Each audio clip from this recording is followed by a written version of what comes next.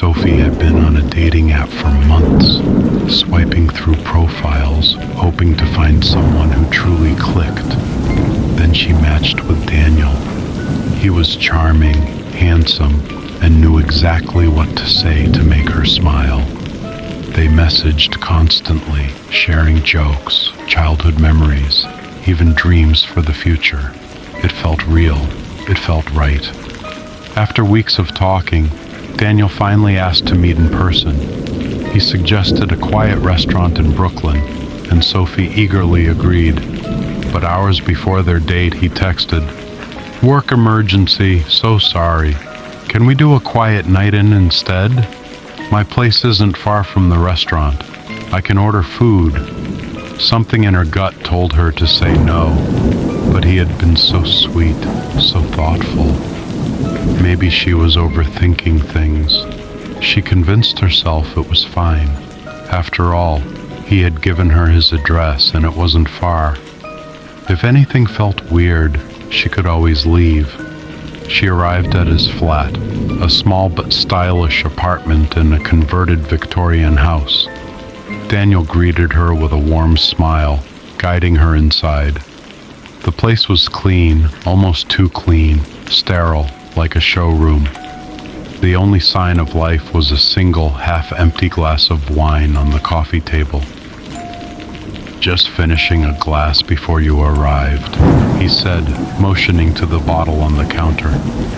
"Red okay?" She nodded but felt uneasy. Something was off. She just couldn't put her finger on it. They sat on the couch chatting, but something about the way he watched her made her skin prickle.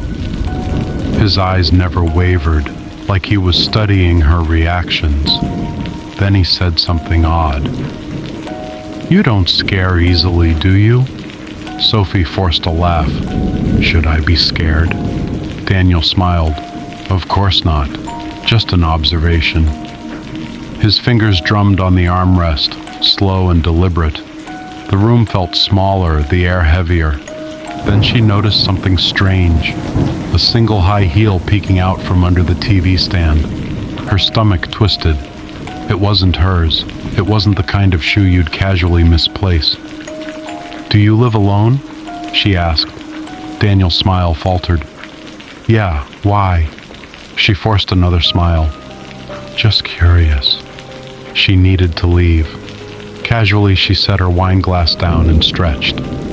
"I should probably get going. Early morning tomorrow." Daniel's smile returned, but his eyes darkened. "So soon? I thought we'd have more time." "Another night," she said, standing up. "I'll walk you out." He moved too fast. Before she reached the door, he was already behind her. Sophie's heart pounded as she twisted the handle, but it wouldn't budge. Locked. She spun around. "Hey, can you—" "You're not leaving yet," he interrupted, voice eerily calm. Her throat went dry. "Daniel, this isn't funny." His head tilted slightly. "Who said I was joking?" Cold fear surged through her. She had to think fast. "I forgot my phone in the car," she blurted. "Let me grab it real quick." He didn't move. The silence stretched between them, suffocating. Then, to her shock, he smiled and stepped aside. "All right, but be quick." Her fingers trembled as she twisted the lock. The second the door opened, she bolted. She ran faster than she ever had, down the steps into the street, heart hammering. Behind her, she heard the door slam shut. But he didn't chase her. Sophie jumped into her car, locking the doors, hands shaking as she started the engine. She sped off, barely able to breathe. That night she couldn't sleep. Her mind kept going back to the shoe, the way Daniel watched her, the locked door. The next day she searched his name online. There was nothing, no social media, no records, as if he didn't exist. Then she searched the address. A police report came up. A missing woman, last seen entering that very building 2 months ago. Sophie's blood ran cold. She called the police, shaking as she reported everything. They promised to investigate. Days later, she got a call. "Ma'am, we searched the flat. No sign of him, but we did find something else." She braced herself. Multiple women's belongings, shoes, purses, ID cards. The officer paused before adding, "You were lucky. If you hadn't run when you did." Sophie hung up, her hands still trembling. Daniel was gone. His profile deleted. His apartment empty.